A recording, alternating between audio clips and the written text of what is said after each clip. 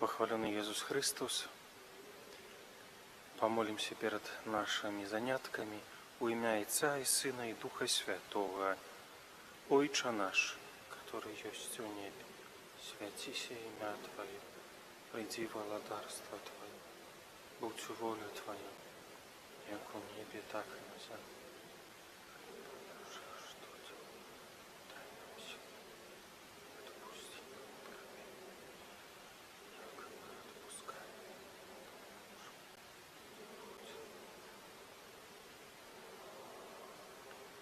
У ім'я Отця і Сина і Духа Святого.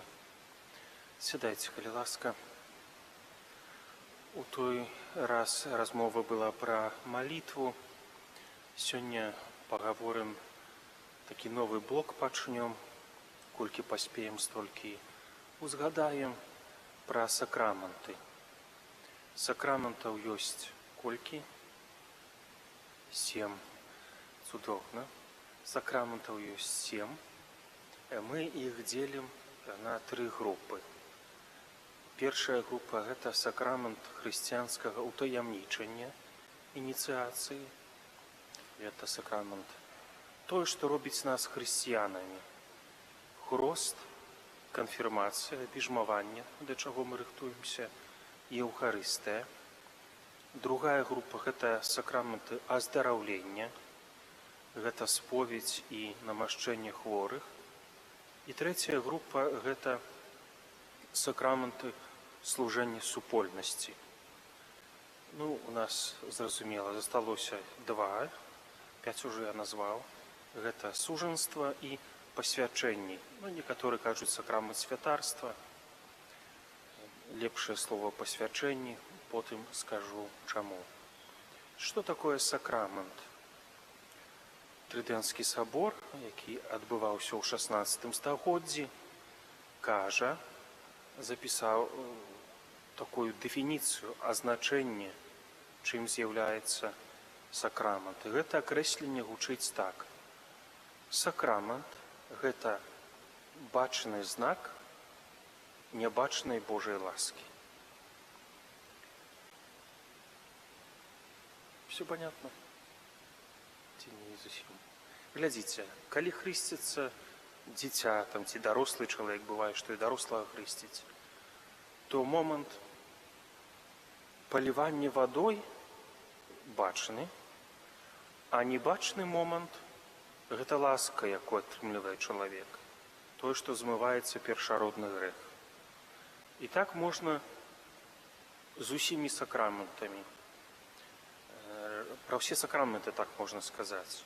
Ідзе чалавек да споведзі, гэта мы ўсе бачым. Ён штосьці гаворыць святару, святар.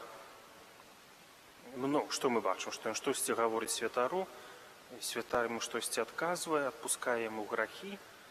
І момант адпушчэння грахоў – гэта момант бачны, а не бачны – это што грахі адпускаюцца. Тое самае ускладае біскуп рукі на кандыдата да дыяканату, ён становіцца дыяканам. Ускладанне рук мы бачым, і там іншыя элементы гэтага абраду. А не бачны гэта момант сыходжання Духа Святога і тое, што чалавек становіцца дыяканам, напрыклад, ці святаром, ці біскупам. Вось. Значыць, у сакраментах ёсць 2 гэтыя моманты. Бачны момант і небачны.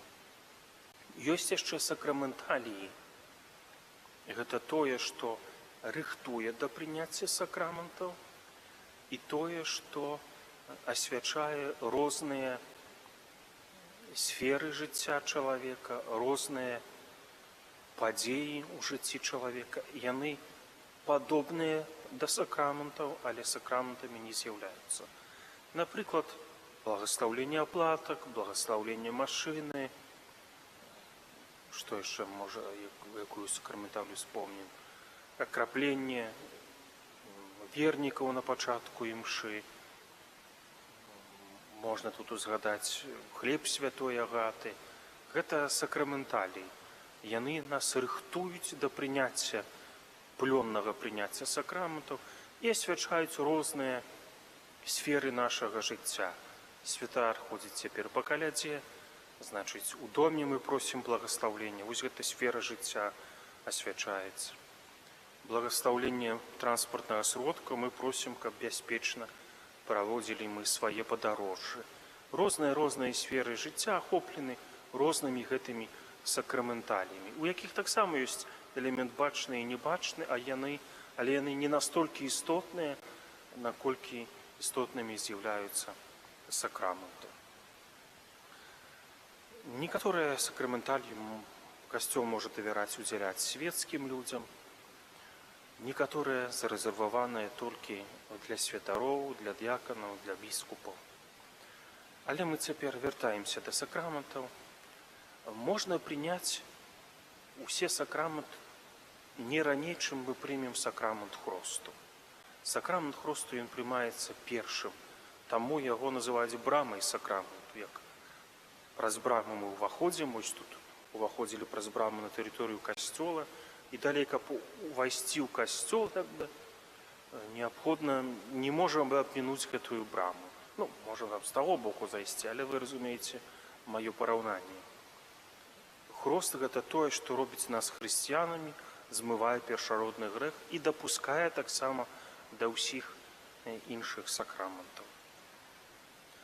Звычайна хрысцяцца дзеці маленькія, нават немаўляты. Касцёл гэта тлумачыць тым, што хоча як мага хутчэй дзецям удзяліць ласку прабачэння першароднага граху, каб яны не жылі з плямай першароднага граху, як мага хутчэй далучыць іх да сям'і веруючых.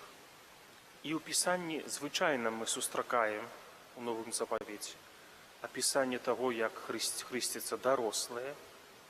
І гэта зразумела чаму. Таму што калі Христос адбывалася яго дзейнасць на зямлі, потым ён засноўвае касцёл, прапаведванне яго чуюць дарослыя і свядома ідуць за яго пропаведзю і вырашаюць прыняць хрост. Але нават і ў пісанні мы можам убачыць такія доказы таго, што хрысціліся і маленькія дзеці. Напрыклад, калі сказана, што хрысціўся ён і ўвесь дом ягоны. Это значыць, і ўся сям'я, і дзеці маленькія, і старэйшыя асобы. Хрысціўся ён і ўвесь дом ягоны. Ёсць тыя хрысціяне, якія кажуць, што мы неправільна робім. Ёсць такія дэнамінацыі хрысціянскія, якія хрысцяць толькі дарослых людзей, кажучы, што гэта яны прымаюць больш свядома. Але калі было свята Хросту Пана, мы разважалі з вамі пра тое, што хрысцяцца дзеці па веры сваіх бацькоў, і бацькі часта робяць выбары за сваіх дзяцей, пакуль дзеці маленькія. Выбіраюць навучыць іх мыць рукі, размаўляць правільна, словам ветлівасці, хадзіць, правільна апранацца згодна з надвор'ем, правільна спажываць ежу. Калі б ім даць поўную свабоду, то дзеці выраслі б дзікімі людзьмі, напэўна. У школу б не хадзілі. Гэта мы, дарослыя, робім выбар на пачатку за дзяцей, а ўжо потым дзеці далей распараджаюцца самі тым багажом, які атрымалі ад нас дарослых. Калі бывае, што дзіця не пахрысцілі, можа быць, бацькі былі неверуючыя, ці нейкія іншыя былі прычыны, у любым узросце чалавек можа прыняць хрост, калі ён яшчэ, зразумела, не ахрышчаны. Тады змываюцца не толькі першародны грэх, але ўсе іншыя грахі, учыненыя да гэтага моманту. Проста у немаўля няма іншых грахоў. Ён не можа ўчыніць грэх, таму што, каб учыніць грэх, трэба рабіць штосьці свядома.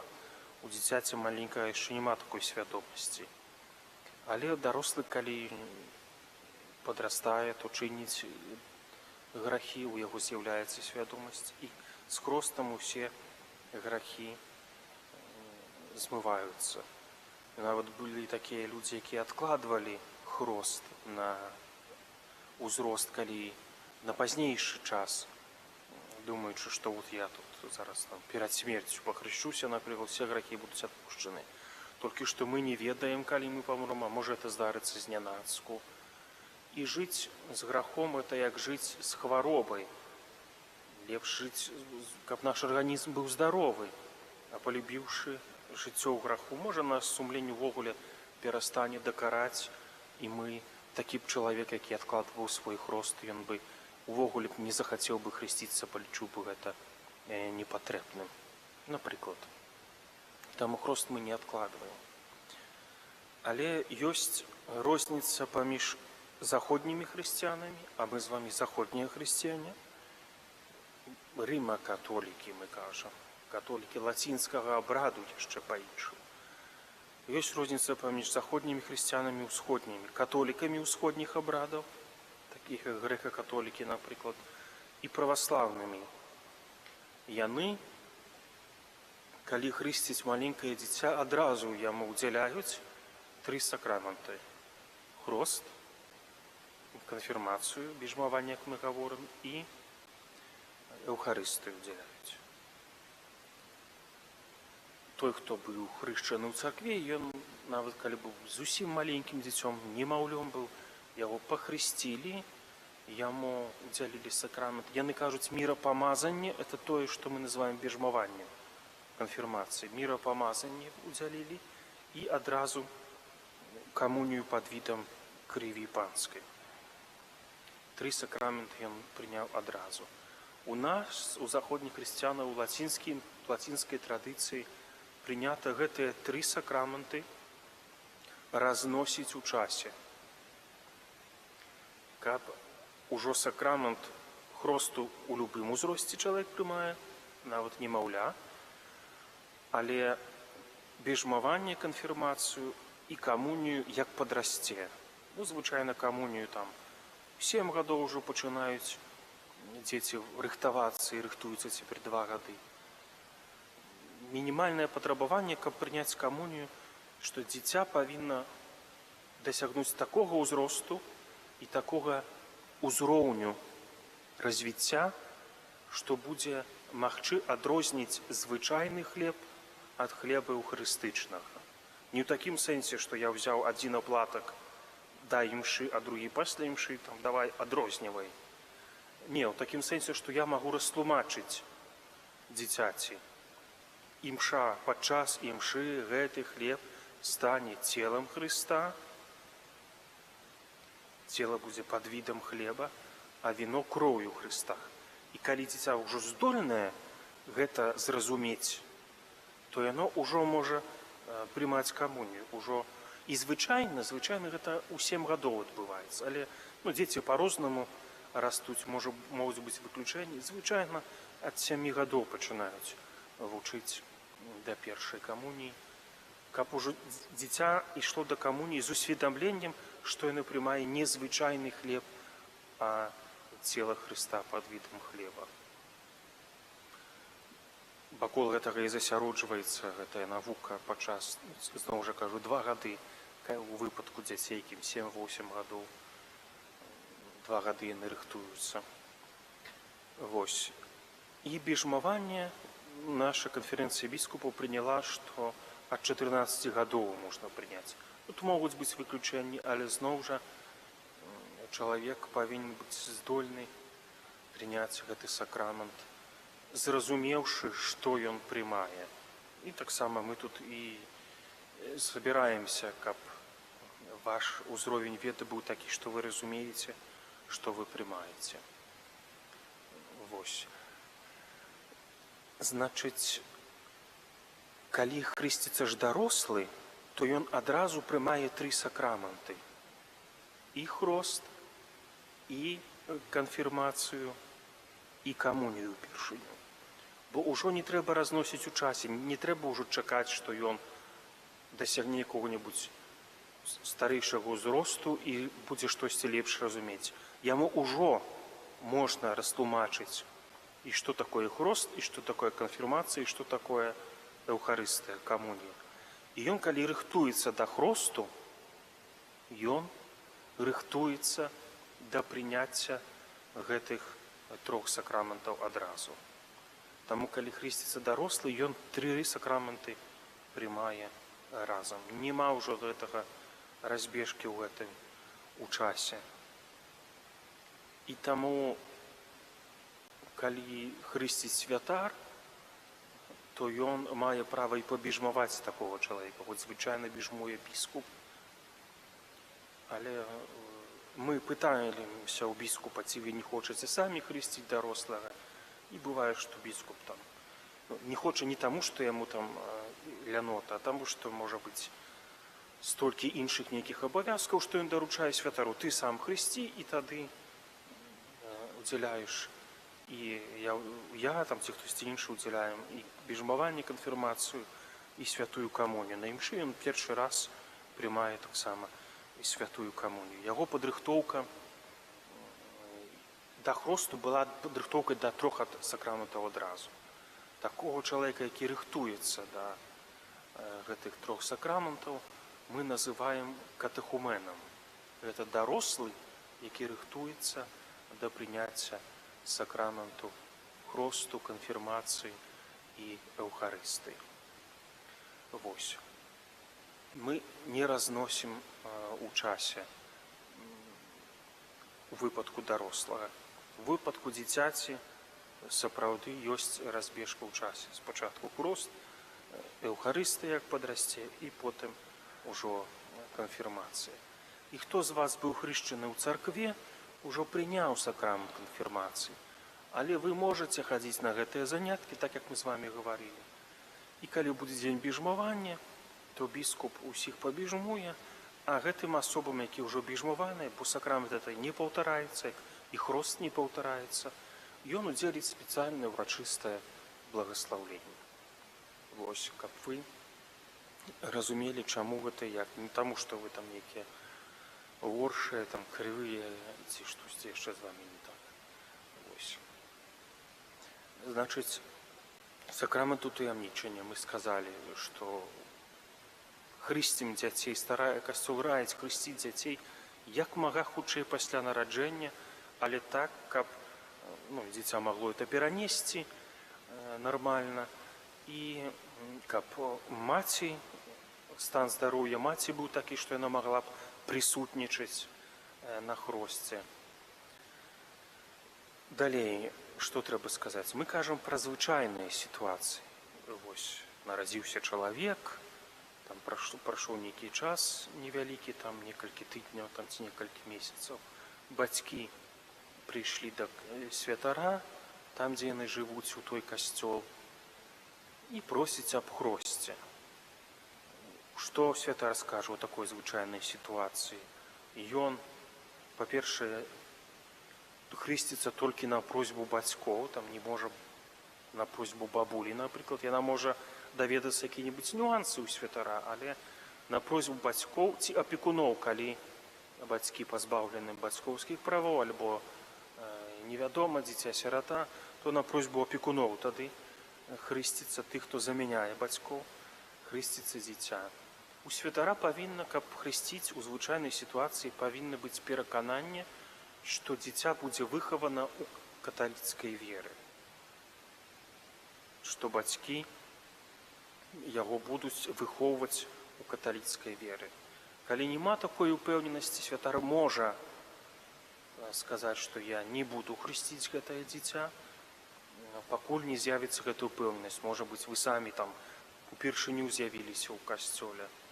Ці самі не ахрышчаны, як вы будзеце выхоўваць гэтае дзіця, тады гэтую перашкоду можна прыбраць. Вы самі падрыхтуйцеся, і мы і вас пахрысцім, і дзіця вашае. Вось. Таму часамі святары, калі чуюць, што бацькі не венчаныя, яны ідуць па гэтаму прадпісанню, згодна з гэтым прадпісаннем, і адмаўляюць часамі ў хросце, раз вы не венчаныя, ці узнікае сумненне, ці вы выхаваеце у каталіцкай правільнай веры сваё дзіця. Але няма такога прадпісання выразнага, што раз не венчаныя бацькі, то дзіця нельга хрысціць. Все вельмі індывідуальна. Можа быць, бацькі разумеюць, што у жыцці неяк паступілі неправільна, але гатовыя ўзяць на сябе абавязак выхавання дзіцяці, возьмуць сабе на дапамогу адпаведных хросных бацькоў.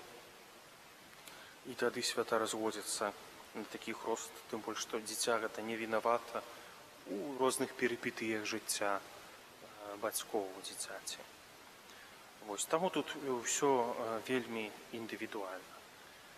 Па магчымасці у дзіцяці павінны быць хросны, павінен быць альбо хросныя, альбо адзін хросны, альбо два хросныя.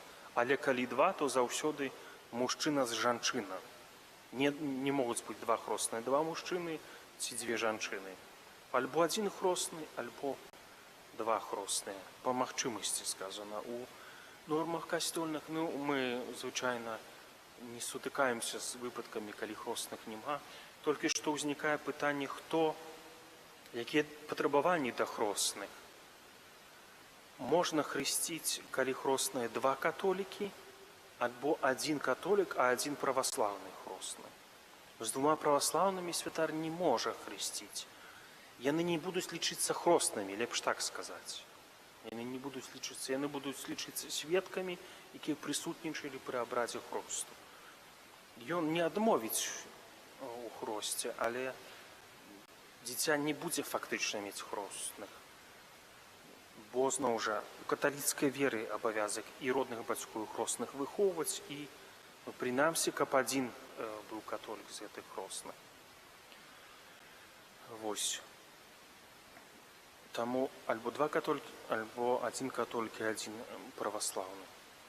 Хросныя павінны мець 16 гадоў, як мінімум. Могуць быць выключэнні. У святара можна прасіць, каб у нейкай сітуацыі ён зрабіў выключэнне, што, можа быць, чалавек ужо дастаткова сталы, там, не ведаю, 15 гадоў. Але так, у звычайнай сітуацыі хросныя павінны быць 16 год, і хросныя павінны быць тымі, хто ўжо сам прыняў усе 3 сакрамэнты хрысціянскага таямнічання. Яны самі павінны быць ахрышчаныя, біжмаваныя і тых, хто ўжо прымае камунію. 3 сакрамэнты трэба, каб яны самі ўжо хросныя прынялі раней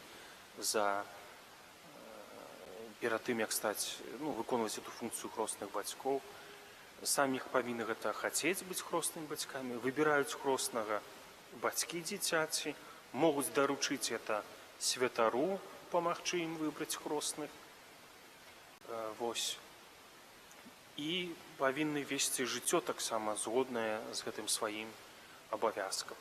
Такія самыя патрабаванні да сведкаў канфірмацыі. Вось вы будзеце прымаць канфірмацыю, у кожнага з вас будзе сведка. Па традыцыі у нас у мужчын мужчына, у нашым касцёле беларускім склалася, у жанчын жанчына. У вас будзе сведка, да яго такія самыя патрабаванні, як да хроснага. Мець больш, чым 16 гадоў, ён ужо сам павінен быць ахрышчаны, раней біжмаваны і раней прыняць камунію, чым той момант, калі ён будзе гэтым сведкам на біжмаванні. Вось. Гэта ў звычайнай сітуацыі. Да святара прыйшлі, і ён сказаў, што давайте выберем дату, давайте вы падумайце пра хросных цяпер. Але што рабіць у сітуацыі надзвычайнай? Надзвычайная сітуацыя – это калі чалавек знаходзіцца ў небяспецы смерці, і ён яшчэ не ахрышчаны. Што тады? Хрысціць тады, у звычайнай сітуацыі хрысціць альбо д'якан, альбо святар, зразумела, сам біскуп, хтосьці з духавенства. У надзвычайнай сітуацыі ужо няма часу разбірацца з хроснымі, і хрысціць можа кожны чалавек. Можа быць, это больш актуальна для тых, хто працуе ў бальніцах. Напрыклад, калі ёсць небяспека, што памрэ гэтае дзіця, ці гэты дарослы, хрысціць можа кожны чалавек. Ён павінен паліць вадой чыстай. Вада павінна дакрануцца да цела чалавека і сказаць: я цябе хрышчу ў імя Айца і Сына, і Духа Святога. Нават калі не назаве імя, гэты хрост будзе сапраўдным, дзейсным. Таму, ведаеце, можа здарыцца такая сітуацыя. І вам трэба будзе кагосьці пахрысціць. Нема магчымасці паспець да святара, ёсць небяспека смерці. Але звычайна, нават калі дзіця там малое ў рэанімацыі, то запрашаюць святара, проста блізкія, родныя спяшаюцца тады да касцёла, і святар як мага хутчэй едзе, я так памятаю, вось у гэтых боксах, дзе маленькія дзеці ў рэанімацыі знаходзяцца, некалькі разоў хрысціў, і там часамі можна было толькі мокрай ваткай дакрануцца да цела дзіцяці і сказаць: я цябе хрышчу ў імя Айца і Сына і Духа Святого. Потым, калі дзіця выздараўлівае, яго прыносяць у касцёл, і адбываюцца дапаўняльныя абрады хросту. Там з гэтым ужо з хроснымі, з уручэннем свечкі, белай вопраткі, памазаннем алеем хрызма. Бо хрост, як я ўжо сказаў, гэта ўключэнне ў сям'ю веруючых, у касцёл, брама іншых сакраментаў. І таму не зусім правільна, як часамі некаторыя робяць, што так вот пахрысціць, але каб у касцёле нікога не было, каб только мы, это наша такая сямейная свята. Это не зусім правільная логіка. Мы хрысцім для касцёла, і ўвесь касцёл, вот мясцовы, павінен убачыць, што ў яго з'яўляецца новы ўдзельнік, у парафіі з'яўляецца новы парафіянін. І весь касцёл падтрымлівае гэтае дзіця сваёй малітвай на той імшы, на якой яго хрысціць. Таму касцёл раіць у звычайнай сітуацыі хрысціць у нядзелю, каб усе маглі убачыць свайго новага парафіяніна і за яго памаліцца. Як бы мы знаёмім, нават сімвалічна, хоць нават это і маленькае дзіця, знаёмім яго з парафіяй. Это такі момант вельмі касцёльнага разумення. На жаль, па розных прычынах, але там часта там на суботу пераносяць, ну, можа быць, няма іншага варыянту, але ўсё ж такі пажадана, каб хрост быў у нядзелю, прычым, каб усе дзеці, якія все з'яўляюцца кандыдатамі да хросту, каб яны ўсе разам былі хрышчаны на адной імшы. Такая просьба касцёла да гэтага сакраменту. Хтосьці кажа, там, мне дзіця перашкаджае, там можа заплакаць яшчэ штосьці. Это неправільная зусім логіка, неправільны падыход. Мы радуемся нашаму новаму парафіяніну, з якім мы знаёмімся, молімся за яго і за ягоных бацькоў родных і хросных. Вось яна логіка, што мы адна сям'я, мы адзін народ, а не там паасобку. Прыйшлі ў касцёл, тут пабылі як у тэатры і пашлі далей, наша сувязь з касцёлам закончылася. Мы далей панясём у сэрцы пасля такой імшы, дзе быў хрост, вось гэтага парафіяніна, і малітву за яго. Вось таму, можа быць, як будзеце самі хрысціць дзяцей сваіх, то, ну, в сэнсе, прыйдзе час папрасіць аб хросце дзяцей сваіх, то не саромцеся, каб это было вось пры ўсіх, каб 100, 200, 300 чалавек памалілася за гэтае дзіця.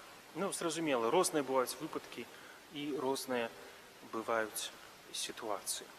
На хросце самы важны момант – это паліванне вадой. Можа хрост адбывацца акунаннем у ваду. Праваслаўная часта так хрысціць, пераважна толькі так, што дзіця акунаюць у ваду. Гэты жэст крыху лепш адлюстроўвае тое, што адбываецца, што дзіця як бы з яго змываецца першародны грэх, ён акунаецца ў ваду і выходзіць з ваду з ачышчанай душою. Ну, пры паліванні вадой адбываецца тое ж самае, толькі, можа быць, это жэст не такі выразны. Вось, але з другого боку прасцей хрысціць праз паліванне, чым праз акунанне. Вось это дзіця кожны раз акунаць, то можа быць складана. Але вось два варыянты хросту можа быць: праз паліванне альбо праз акунанне у ваду, трайное акунанне, трайное паліванне. Часамі бывае так, што хрысцяць дарослых, то іх апранаюць такія белыя вопраткі спецыяльныя, і ёсць месца, дзе хрысцяць, называецца баптыстэрій, і ён выглядае як басейн такі большы, і туды чалавек можа ўвайсці, і святар можа яго так сімвалічна апусціць галаву у гэтую ваду. Але я не заўважаў у нас такіх сітуацый. Звычайна хрысціць таксама, як і у маленькіх дзяцей. У дарослага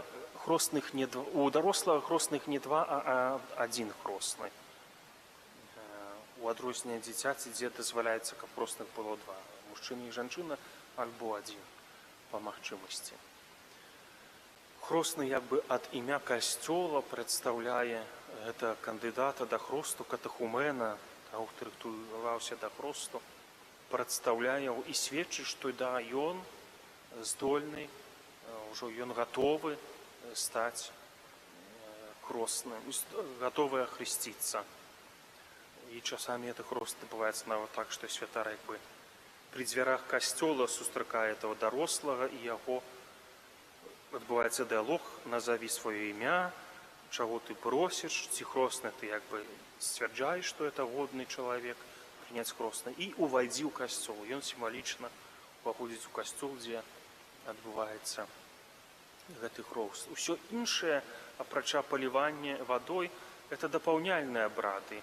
Белая вопратка – сімвал чысціні душы, бо змыты першародны грэх, а ў выпадку дарослага іншыя грахі.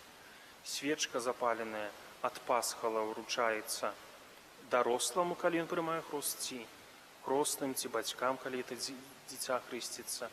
Сімвал веры у тое, што Христос уваскрос. Ад пасхальнай свечкі запальваецца, ад пасхала гэты агонь. І намашчваецца чалавек. У выпадку дзіцяці хрызма і намашчэнне адбываецца, але это не дадатковы сакрамент, а у выпадку дарослага ён біжмуецца, і таксама абіжмаванне удзяляецца сакраментам хрызму. Это памазанне, удзел, каго раней памазвалі? Святара, караля і прарока. Вось удзел у святарстве Хрыста гэтага чалавека, найбольшага святара, найбольшага караля і найбольшага прарока. Вось запомніце з хросту, што вы, калі ёсць небяспека смерці, вы можаце хрысціць чалавека, узбудзіць намер яго пахрысціць, паліць вадой чыстай, нават калі няма асвечанай звычайнай іншай вадой, і сказаць: я цябе хрышчу імя Отца і Сына і Духа Святога. Амен. Што я павінен тут яшчэ сказаць? Здаецца, асноўны момант я сказаў пра хрост. Пра канфірмацыю, можа быць, асобную сустрэчу мы выдзелім. Пры хросце яшчэ важна сказаць, што у хросных бацькоў ёсць абавязак несці адказнасць за сваіх дзяцей хросных, не толькі рабіць ім час ад часу падарункі, але таксама дапамагаць бацькам, асабліва калі бацькі гэтага не робяць па нейкай прычыне, паказаць дарогу да касцёла, маліцца за сваіх хрэснікаў, каб гэта не было чыста фармальнасцю. І найлепш, калі потым чалавек прымае абіжмаванне, каб сведкам быў той, хто яго хросны бацька альбо хросная маці. Это каб выразіць сувязь гэтых двух сакраментаў. Такого абавязку няма, але это вельмі добра, калі у хлопца хросны бацька зможа быць сведкам потым на абіжмаванні. А пры хросце яшчэ пра імя трэба сказаць. Раней звычайна дзяцей называлі у гонар таго святога, калі дзіця нарадзілася. Гэты дзень успамінае, напрыклад, святога Антонія, дзіця нарадзілася, то называлі яго Антоніем і так хрысцілі. Цяпер гэтая традыцыя мала дзе захоўваецца, амаль не захоўваецца. Касцёл дае свабоду бацькам, як дзіця называць. Нельга толькі дзіця назваць імем, якое б супярэчыла хрысціянскаму духу. Не ведаю. Люцыферам бы захацеў бы дзіця назваць, ці яшчэ як-небудзь. Ось у такім фармаце. А так, можа, няма такого святога, але будзе першы святы, гэта дзіця падрасце, там стане святым, будзе першы святы з такім імем. Гэта хрост з вады, тое, што апісваў, у звычайнай сітуацыі і надзвычайнай, калі ёсць небяспека смерці. Ёсць яшчэ хрост з жадання, калі чалавек хацеў пахрысціцца, але штосьці перашкодзіла, ён, напрыклад, памёр, там вайна пачалася, а ён хацеў пахрысціцца, то ён лічыцца ахрышчаным вось з гэтага свайго жадання. І ёсць хрост крыві, калі зноў жа чалавек хацеў бы пахрысціцца, але яго забілі за веру, напрыклад, як гэтых немаўлят мучаніц, мучанікаў, якіх хацелі забіць Хрыста і пазабівалі хлопчыкаў да 2-го года жыцця. Гэта яны прымаюць тады хрост з крыві, можна так сказаць. Калі пераслед за веру адбываецца, і мучаніцкая такая смерць як бы замяняе хрост і мае такія самыя эфекты. Калі, напрыклад, памірае катэхумен, хто рыхтуецца да хросту, то яго касцёл хавае па такім самым абрадзе, па якім хавае ахрышчанага чалавека. Таму хрост жадання, хрост вады, якім мы ахрышчаны, і хрост крыві. 3 такія варыянты бываюць. Наступны раз пра біжбаванне тады пагаворым. Цяпер, калі ласка, устаньце, памолімся. Давяраем Маці Божай нашу падрыхтоўку. Вітай, Марыя, поўная ласкі.